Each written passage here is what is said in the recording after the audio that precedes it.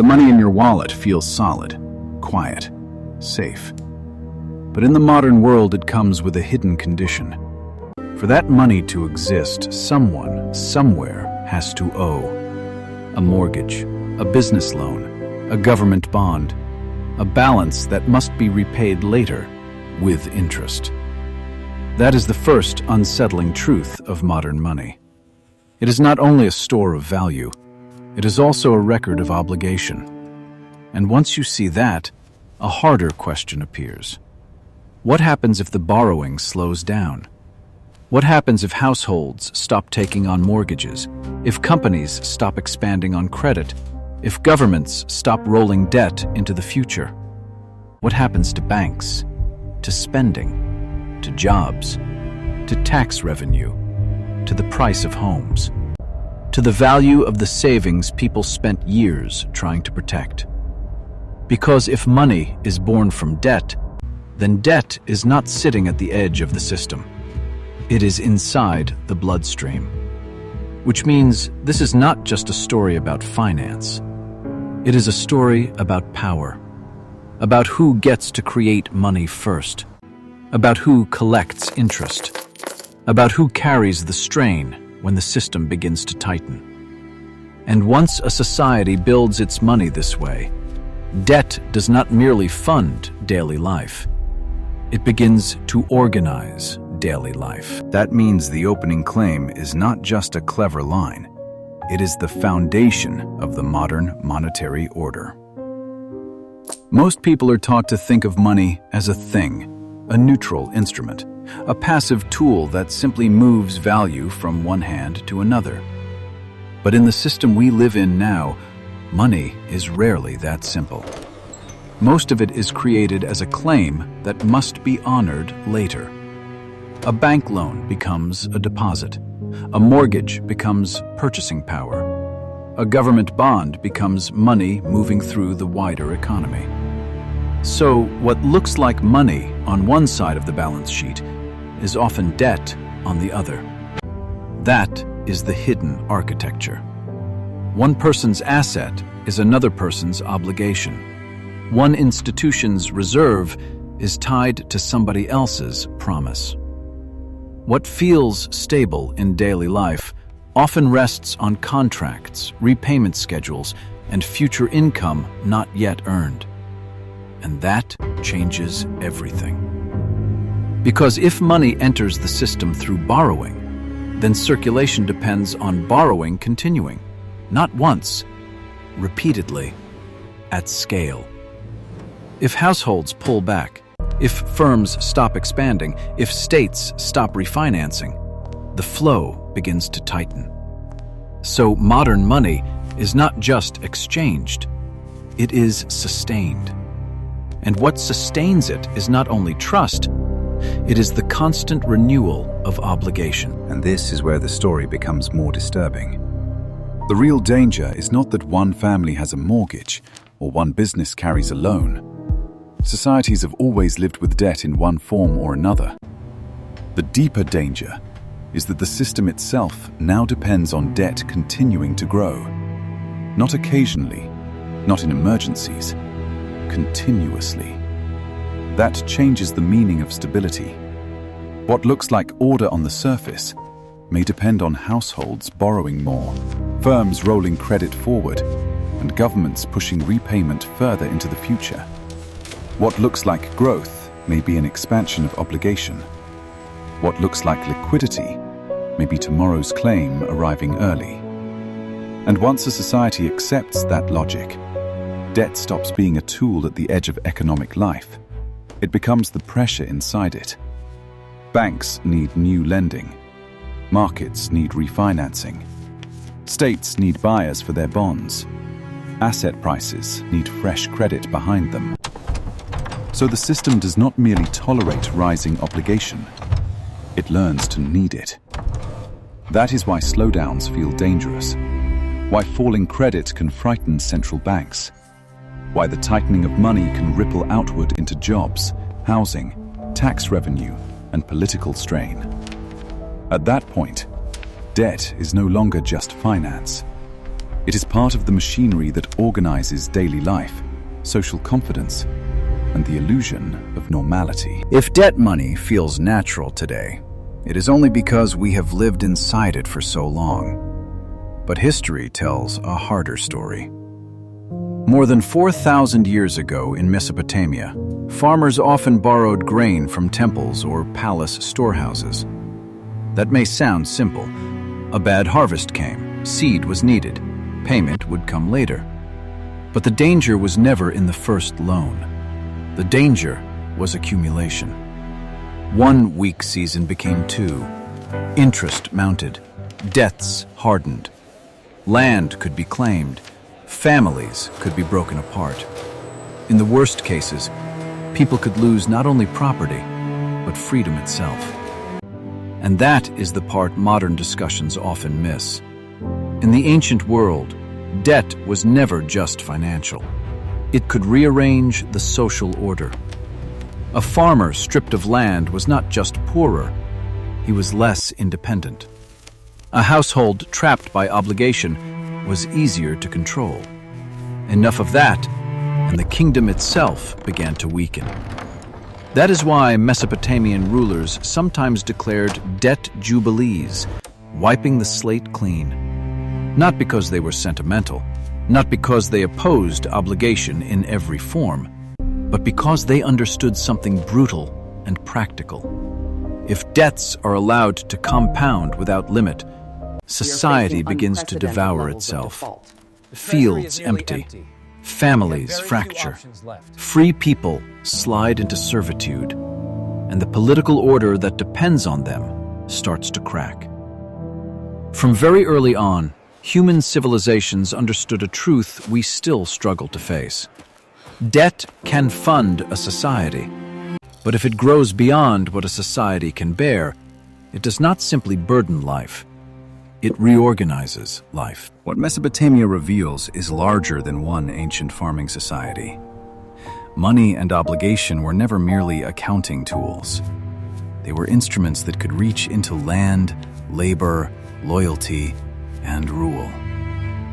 Once debt grows beyond what a society can realistically carry, it stops being private. It becomes political. Who keeps their land?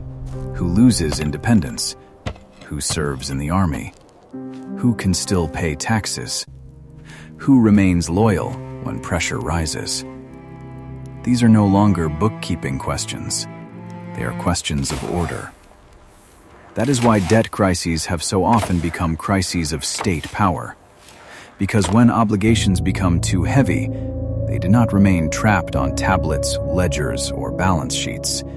They move outward, into households, into harvests, into tax systems, into military strength, into the stability of the regime itself. This is the deeper pattern running through monetary history. Money does not merely measure society, it helps organize it. And when debt becomes too large to bear, history shows the same rhythm returning in new forms. Financial stress becomes social strain. Social strain becomes political weakness, and political weakness invites fracture. If debt has not always looked the way it does now, then the obvious question is this: what did other systems look like? One of the strangest and most revealing examples comes from medieval England. For centuries, the English crown used tally sticks, pieces of wood cut with notches to record obligations. The stick was then split in two. One half stayed with the crown, the other half went to the taxpayer or creditor. The two matched only to each other. It was simple, physical, hard to fake. But what matters is not just the object, it is the logic behind it. A tally stick recorded a claim within a political order. It linked payment, trust, and the authority of the state. In some cases, these sticks circulated because people believed the crown would accept them back. That is a very different world from modern debt money multiplying through bank balance sheets at interest. This was still a system of obligation, still a system of power, still tied to rule and taxation. But it shows something modern people often forget. A society can organize trust through records and recognition without turning every layer of economic life into a machine for compounding debt. Tally sticks were not a utopia, but they were proof that monetary order has taken softer forms before. And that matters, because once you realize other architectures existed, and that our modern money stops looking inevitable. This is the distinction that matters most, and it is easy to miss. Credit is not automatically the same thing as a debt machine. A society can record exchange, it can recognize claims, it can extend trust across time. That, by itself, is not the problem. The problem begins when obligation is structured to grow, to persist, and to concentrate power as it moves. In other words, the real dividing line is not between cash and credit. It is between credit as recognition and debt as control. A recorded claim can help trade function. It can connect payment to trust. It can make exchange more flexible than hauling metal from hand to hand. But once that claim is tied to compounding interest, long-duration dependence, and institutions that profit from perpetual rollover, something changes. Now the system is no longer just remembering who owes what. It is shaping who remains independent, who stays leveraged, and who sits closest to the point where money is created. That is why not every historical system of obligation carried the same social force. Some recorded trust, others extracted submission. And if we fail to see that difference, we end up making a modern assumption look universal. We start believing that all credit must harden into hierarchy.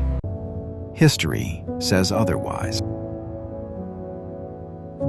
Of course, rejecting debt money does not mean every alternative was stable, fair, or free of pressure. Take commodity money. For long stretches of history, gold and silver did not depend on someone else's promise to repay.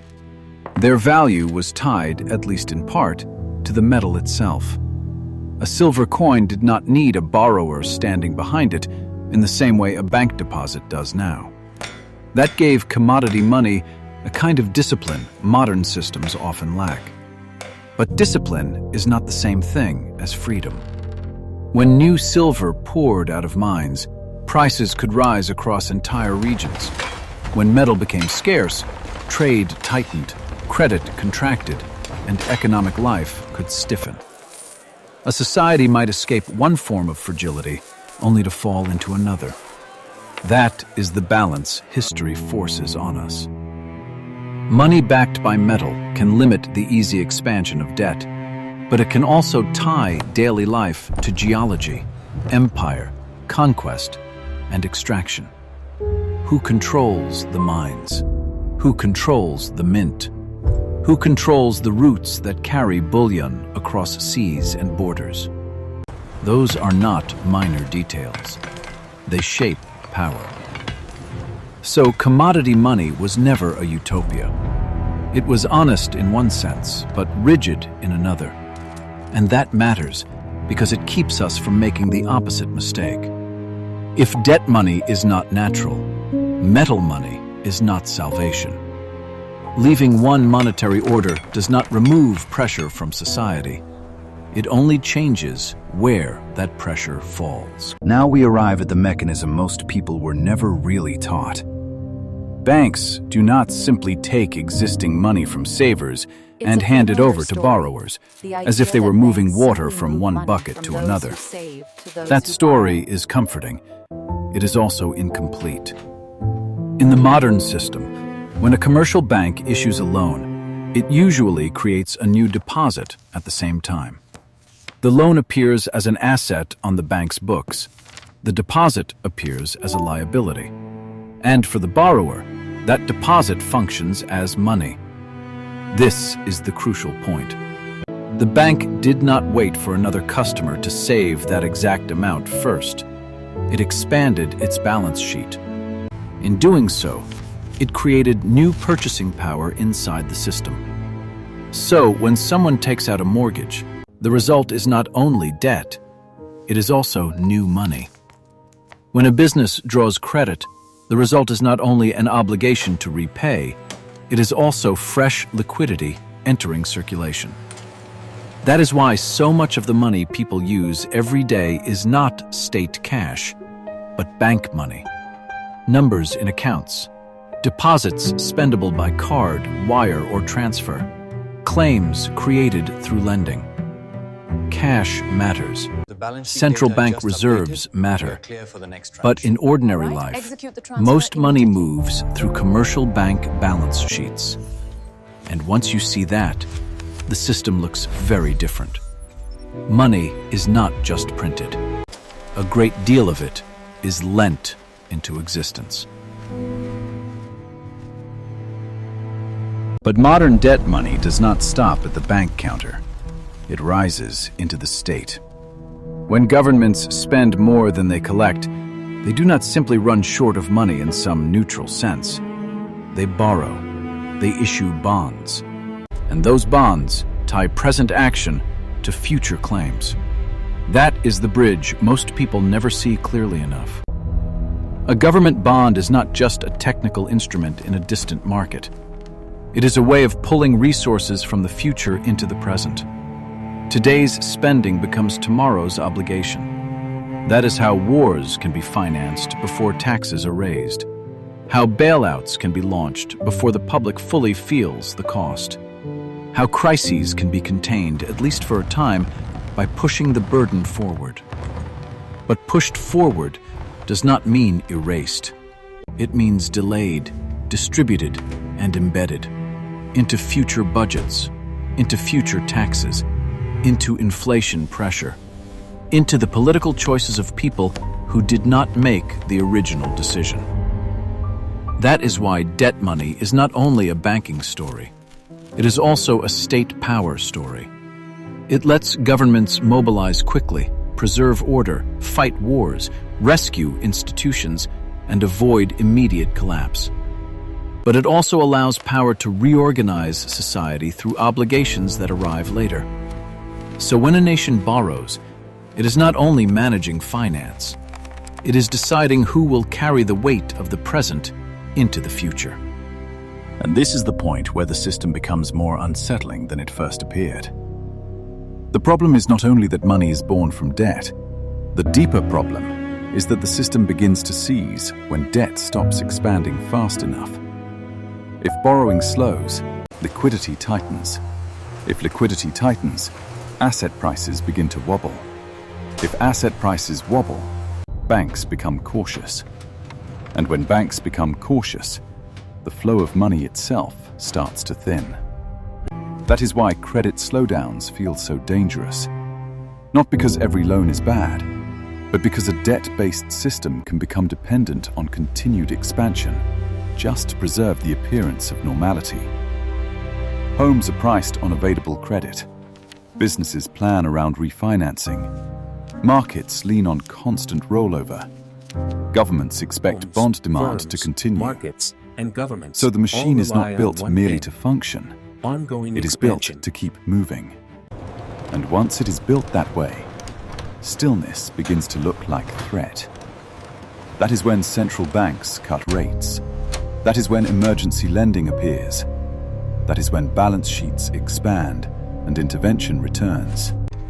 Because what is being protected is not just confidence, it is circulation itself. A modern debt system does not panic only when it collapses. It panics when growth in obligation begins to stall. And that is the more disturbing truth. The machine does not simply produce debt. It learns to fear silence. And this is where the story stops feeling abstract.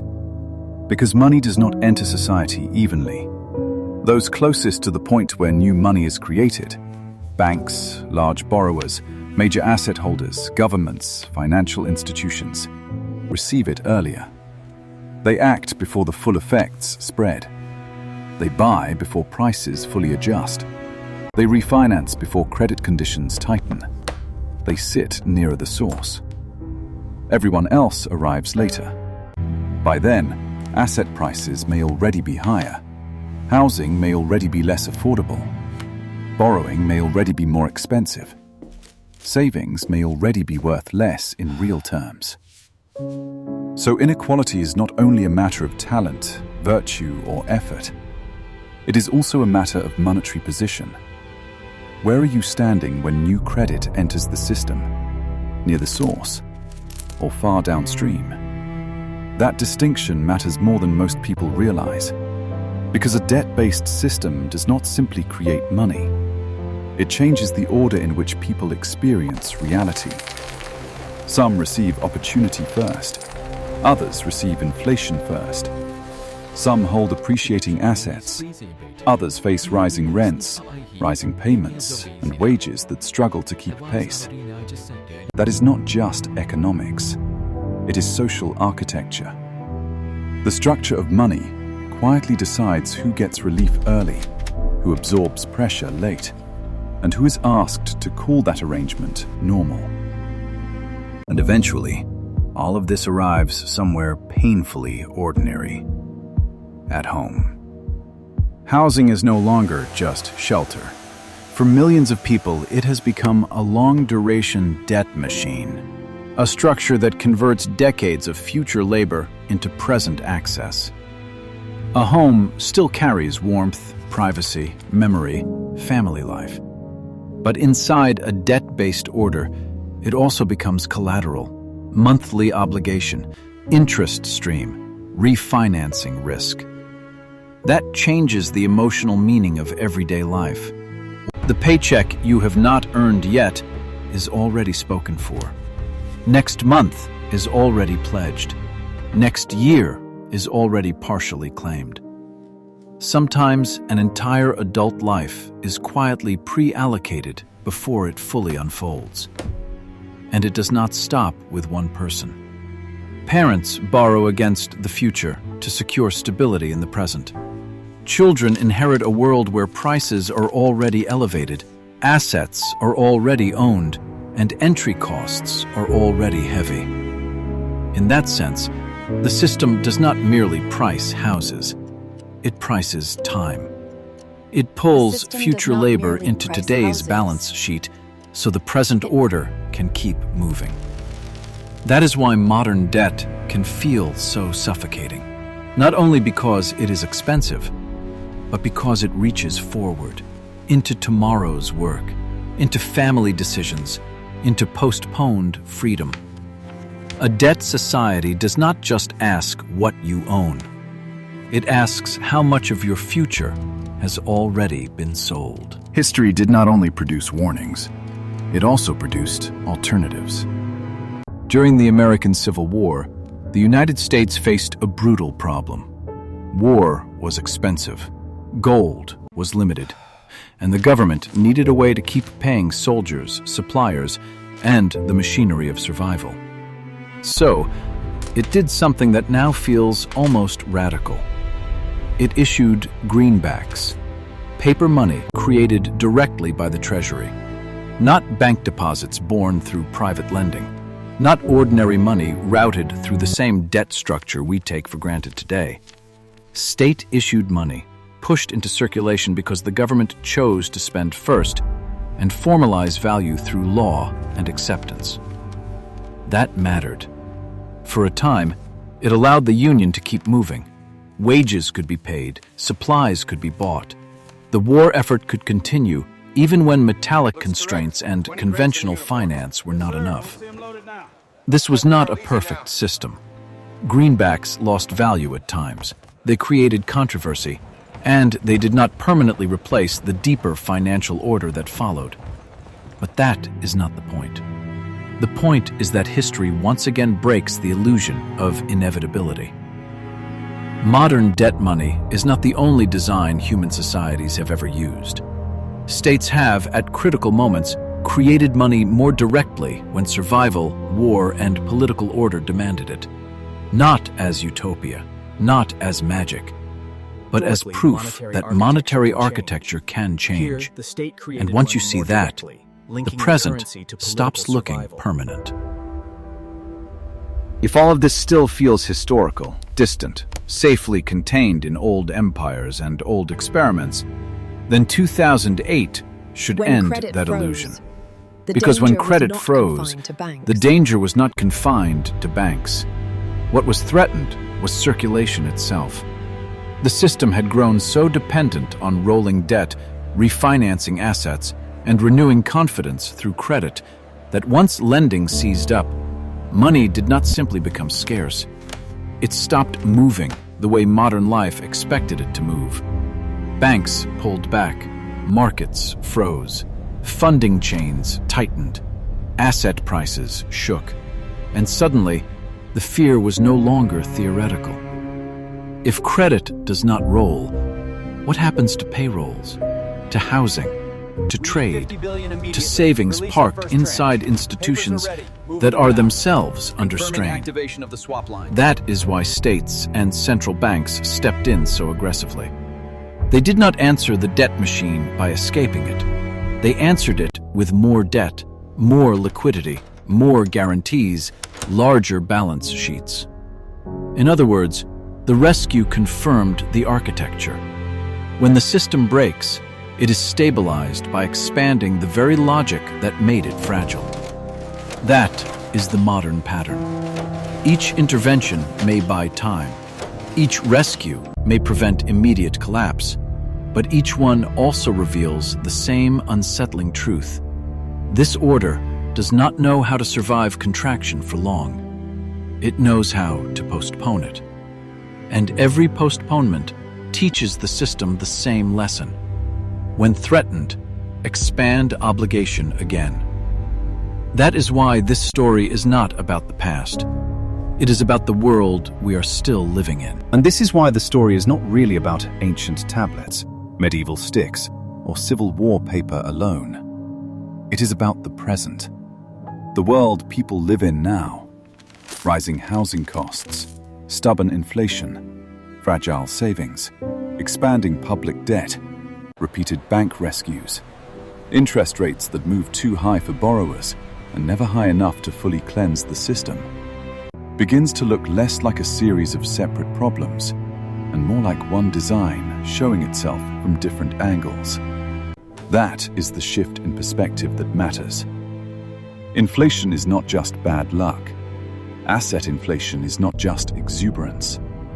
Bank rescues are not just emergency exceptions. Public debt is not just a technical policy issue. They are connected expressions of the same monetary architecture. A system that creates money through debt will tend to defend itself through more debt, more liquidity, more rollover, more delay. So the pressure reappears in different forms. At the grocery store, in the rent payment, in the mortgage rate, in the state budget, in the central bank response, in the quiet sense that everything costs more, while stability feels thinner. That does not mean every inflation wave has one cause, or every crisis unfolds the same way. But it does mean the pattern is not random. Once you understand the design, the symptoms stop looking isolated. They begin to form a map. And on that map, the present becomes easier to read and harder to ignore. At this point, the most important question is no longer whether debt money is fair. It is who gets to direct it. Who decides where new money goes first? Into mortgages and property markets, into financial assets, into government spending, into war, into bank rescue, into corporate credit, or into the productive base of ordinary society. That is the deeper issue. Because the first destination of money is never neutral. It shapes who gains early, who waits, who pays later, and which parts of society are protected when pressure rises. This is where the conversation stops being only about economics. It becomes a question of civilization. What What does a society choose to preserve first when it can create claims on the future? Its households, its productive communities, its political stability, its financial institutions, its military reach, its asset-owning class. Those choices reveal more than policy. They reveal hierarchy. Money, in that sense, is not just a medium of exchange. It is a map of priority. And once money is created through debt, the power to decide its first direction becomes one of the deepest powers in the system.